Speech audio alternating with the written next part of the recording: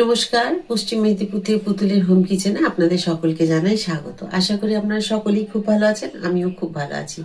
আজকে আপনাদেরকে দেখাবো যে উড়িষ্যার যে ছানাপোড়া, সেই ছানাপোড়া আপনাদেরকে দেখাবো। তো উড়িষ্যায় কেন, এখন আমাদের বাংলাতেও কিন্তু খুব ভালো সব জায়গাতেই ছানাপোড়া পাওয়া যায়, সব মিষ্টির দোকানে আপনারা পাবেন।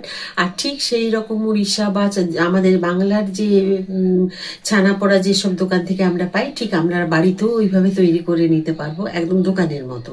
খুব যত্ন সহকারে যদি ঠিক সেই রকমভাবে আমরাও বাড়িতে তৈরি করে নিচ্ছি। এখন প্রতিটা বাড়িতেই আমরা মায়েরা, বোনেরা, মেয়েরা আমরা সকলেই তৈরি করতে পারি।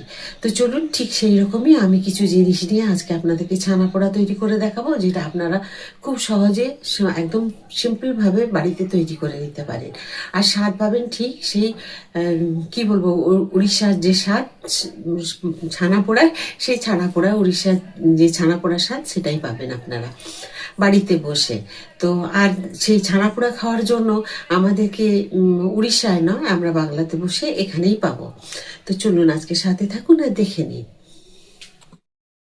দেখুন, আমি 1 লিটার দুধের, মানে 1 কিলো দুধের আমি ছানা রেডি করে নিয়েছি। আর এটা খুব জল চেপে ফেলে দেওয়ার দরকার নেই, মোটামুটি জলটা যাতে একটু কমে যায় সেটা দেখে দেবেন, আর জল থাকলেও আবার ভালো হবে না। তো চলুন, এখানে আমি প্রথমেই দিয়ে দেব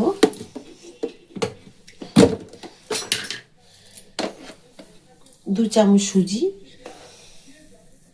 এইরকম চামচে 2 চামচ সুজি দেব। আর দেব চিনি, আপনারা যেরকম মিষ্টি খাবেন সেই রকম বুঝে দেবেন চিনি। চাইলে গুঁড়ো চিনিও দিতে পারেন, বা এরকম দানা চিনি যেটা রেগুলার আমরা ব্যবহার করি নর্মাল, সেই চিনিও দিতে পারেন, কোনো অসুবিধে নেই। বেকিং পাউডার এই চামচটা একটু কম, 1 চামচ দিলাম। দেব গলিয়ে রাখা ঘি 1 চামচ। ঘিটা গলিয়ে রেখে দেবেন, খুব ভালো হয়। আর 1 চামচ দিয়ে দিলাম। দিয়ে দেবো 5টা এলাচের গুঁড়ো, 5টা এলাচকে আমি গুঁড়ো করে রেখেছি, সেইগুলোকে দিয়ে দিলাম। এবার আমি এটাকে খুব ভালো করে হাতে মেখে নেব। খুব সুন্দর করে আগে হাতে মেখে নিতে হবে আমাকে। এখন এটাকে আমি 5 মিনিট ঢেকে রেখে দেব।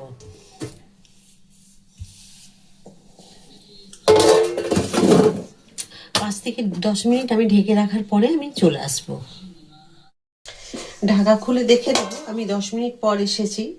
তো কি সুন্দর দেখুন, চিনিগুলো গলে গেছে, আপনাদের দেখাচ্ছি। এই যে দেখুন, একদম চিনিগুলো গলে গেছে। আমি বড় দানা চিনি দিয়েছিলাম, চিনির পাউডার দিইনি, আপনারা চিনির পাউডার দিলে দিতে পারেন।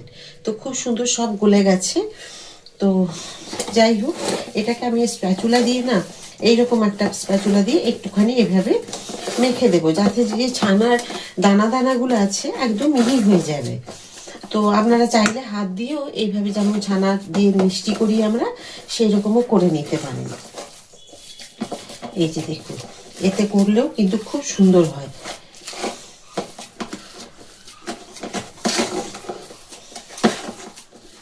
বেশি না, 2-3 মিনিট মতো এভাবে একটু করে নিলেই হবে। তো দেখুন, খুব সুন্দর হয়েছে। এবার এটাকে আমি একটা যে কেক টিনের মধ্যে বা যে কোনো বাটির মধ্যে এটাকে দিয়ে আমি সেট করে নেব। তো এখন এটাকে আমি পুরো রেডি করে নিয়েছি।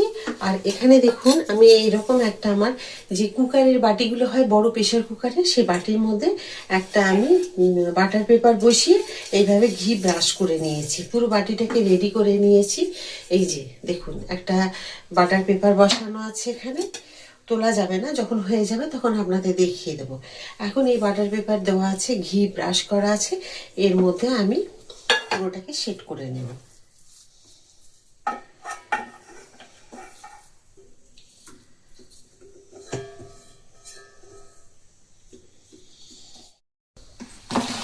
এই বাটিটার মধ্যে দেখুন, আমি এরকম একটা ছোট্ট গ্লাস নিয়ে, বা আপনারা বাটিও নিতে পারেন, নিয়ে ঠিক এইভাবে একটু থপথপ করে করে এইভাবে সেট করে নেবেন। তাহলে চারদিকটা পুরো গোল সাইজ, একদম পুরো সুন্দর সমান হবে, কোথাও উঁচু কোথাও নিচু সেই রকম হবে না। দেখুন আমি করে দিয়েছি।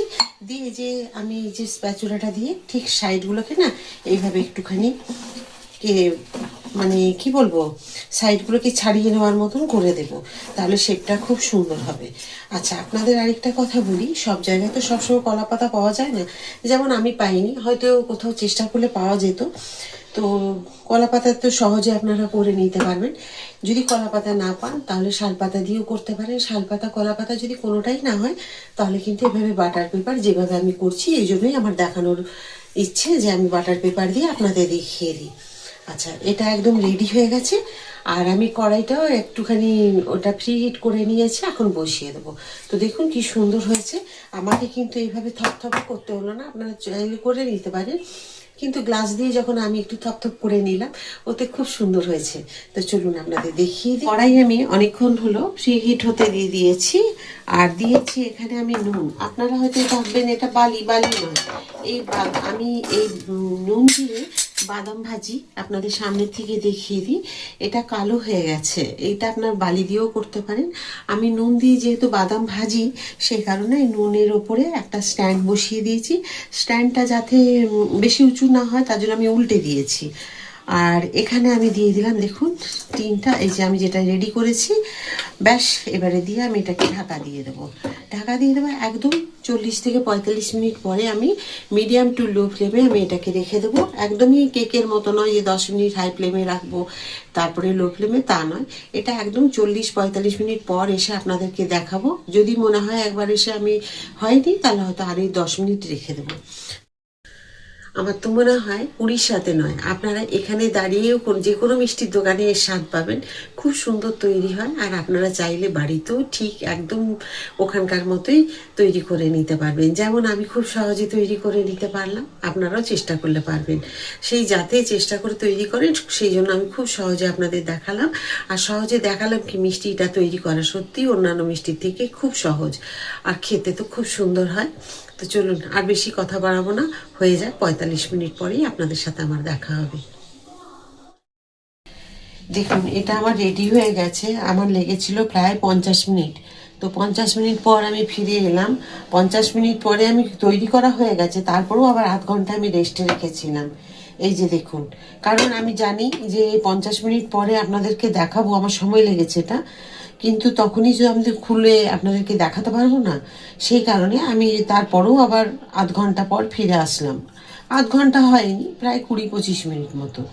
তো এখন ঠান্ডা হয়ে গেছে, এটাকে আমি ডিমোল্ড করে আপনাদেরকে দেখাবো কেমন হয়েছে। তো আমাদের এই স্প্যাচুলাটা দিয়ে ঠিক এইভাবে ঘুরিয়ে দিন, কোনো ছুরির দরকার নেই। দেখুন খুব ইজিভাবে ঘুরে যাচ্ছে। এটাকে আমি ঘুরিয়ে নিলাম। এই দেখুন বাটিটাকে আমি রেডি করে নিয়েছি। এইভাবে আমি একটু ট্যাপ করে দেব, তাতে কিন্তু খুব ভালোভাবে ছেড়ে যাবে। এই যে দেখুন, উফ কি সুন্দর হয়েছে দেখুন। আর উপরে যে কাগজটা আমি দিয়েছিলাম সেটা এই দেখুন এর মধ্যে আটকে আছে। এখন দেখিয়ে দিই, যার জন্য দেখুন কি সুন্দরভাবে এই যে কাগজ যেটা আমি দিয়েছিলাম তলায়, সেটা খুব ভালোভাবে দেখুন দিয়েছিলাম বলে এটাকে একদম সুন্দরভাবে বেরিয়ে এসছে, এর মধ্যে লেগেও নেই।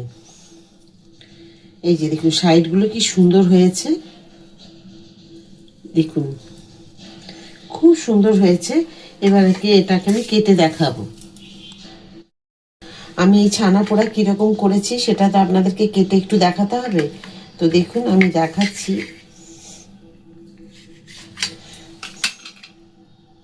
এই যে দেখুন কি সুন্দর হয়েছে, দেখুন একদম নরম।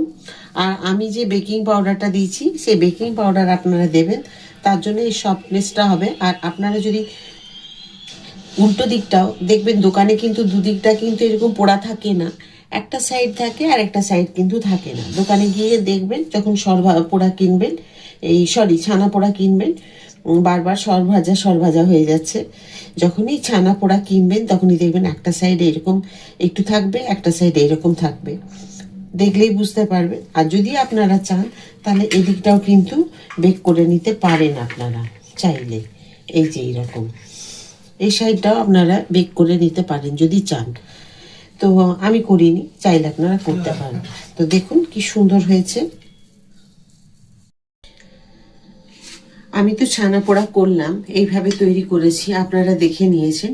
ঠিক সেমভাবে আপনারাও বাড়িতে তৈরি করে নিতে পারবেন যদি ভিডিওটা পুরোটা দেখেন। তো তো খুবই সুন্দর হয়েছে। আমি যে 50 মিনিট সময় লেগেছে তার মতো এরকম হয়েছে, একদম বরাবর আমি লো ফ্লেমে করে রেখে দিয়েছিলাম। আর এর থেকেও যদি কালো কালো করে পোড়া খেতে চান তাহলে আরও 10-15 মিনিট রেখে দেবেন।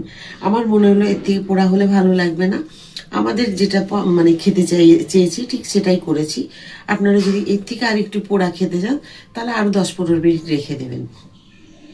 তো চলুন, দেখে তো খুবই সুন্দর লাগছে। আর কেমন হয়েছে সেটা অবশ্যই কমেন্ট করে জানাবেন। যদি ভালো লাগে লাইক, সাবস্ক্রাইব আর শেয়ার করে আমার সাথে থাকবেন। আবার একটা নতুন ভিডিওতে নতুন রান্না নিয়ে আপনাদের সকলের কাছে চলে আসবো। সবাই খুব ভালো থাকুন, সুস্থ থাকুন। নমস্কার।